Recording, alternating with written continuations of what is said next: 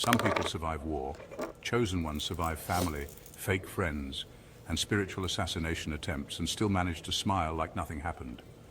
Don't let that smile fool you. Behind that calm energy is a walking miracle, a divine enigma, a soul that's been ambushed by darkness, misunderstood by the very people they tried to save, and targeted not for what they did, but for who they are. And now, the world is about to be shocked when they find out what you survived. Here's a fact most people can't handle. Trauma doesn't always show up with scars. Sometimes it shows up as wisdom, silence, intuition, and a glow that makes demons uncomfortable. The truth is, the chosen ones weren't sent here to have an easy life. You were dropped into spiritual war zones with no manual, no backup, and, let's be honest, a few shady loved ones who came straight out of the villain chapter of your origin story, but somehow you outlived every trap. You buried versions of yourself without funerals, and you resurrected in silence while everyone thought you were done. And now, you're not just surviving, you're about to shock people, not with revenge, not with anger, but with how whole you became after everything tried to break you. So buckle up. Number one, you survived the weaponization of your own kindness. You survived something most people never even realize they're going through. You survived the weaponization of your own kindness. You weren't just taken advantage of. You were emotionally manipulated by people who studied your empathy, who observed how far your heart stretched, and then used it as a weapon against you. The very love you gave was turned into a trap. They knew you wouldn't fight back the way they would. They knew you'd forgive, explain, give the benefit of the doubt. So they pushed boundaries, crossed lines, and treated you like an emotional punching bag because your kindness made them feel safe to be cruel. That's what makes what you survived so devastating. It wasn't loud, it wasn't obvious, it was subtle, calculated, and relentless. The betrayal didn't come from enemies, it came from people you went out of your way to help. People who called you when their world was falling apart but disappeared when yours was. People who cried to you, vented to you, leaned on you, then stabbed you in ways only someone close could.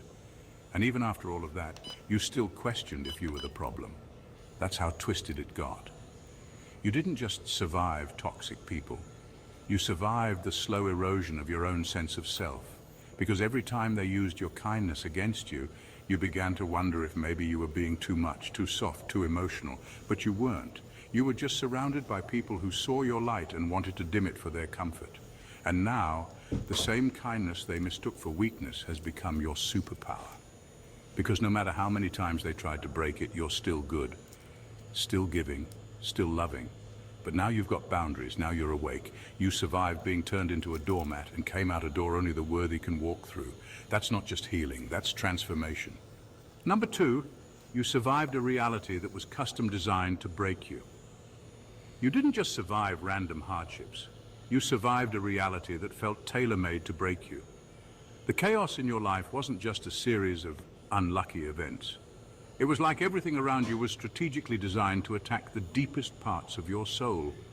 While other people went through difficulties, you were going through full-blown spiritual warfare, layered in situations that felt too specific to be coincidence. The betrayals weren't just painful, they were personalized. The heartbreak didn't just hurt, it hit you in places only the universe would know mattered. That's not ordinary suffering. That's a coded attack on your calling. You weren't being punished for being weak. You were being targeted for being strong in a way that threatened everything false around you. And the craziest part, you hadn't even fully stepped into your power yet.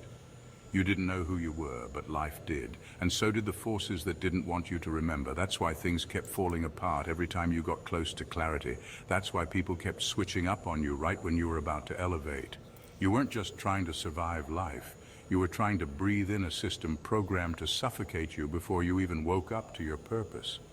What you survived wasn't just emotional or physical, it was energetic. You were a threat the moment your soul entered this world, and instead of caving under the weight of it all, you recoded the entire program. You didn't conform, you didn't give in, you cracked the pattern wide open and started choosing differently, healing deliberately, and walking a path most people don't have the courage to face. And now, you're stepping into the version of you that all that darkness tried to bury. The odds weren't just stacked against you, they were custom built, and you still made it through. That's not luck, that's proof you were never meant to be average. Number 3.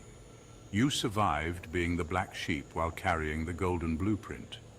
You were treated like the outsider, the problem, the black sheep. But the truth is, you were carrying something the people around you couldn't see or understand. You had the golden blueprint, the healing code, the energy meant to shift everything. But instead of being embraced, you were rejected. Not because you were wrong, but because your presence made others confront parts of themselves they were desperate to avoid. They couldn't control you. They couldn't manipulate you like they could everyone else.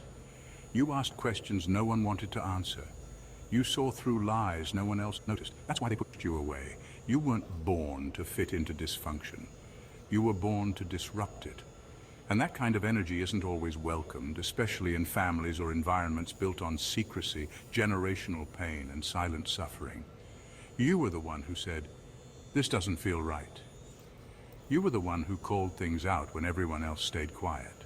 But because you saw too much, felt too deeply, and spoke too honestly, they labeled you as the issue. That was never fair, but it was expected because people fear what they can't control. You survived being misunderstood in rooms you were sent to heal. You had to carry spiritual maturity while others played victim. You were expected to stay silent to keep the peace, even when the silence was killing you inside. You were shamed for being different, when being different was your assignment all along. And through all of that, you still didn't lose your heart. You still didn't become bitter. That's what makes what you survived so powerful. They cast you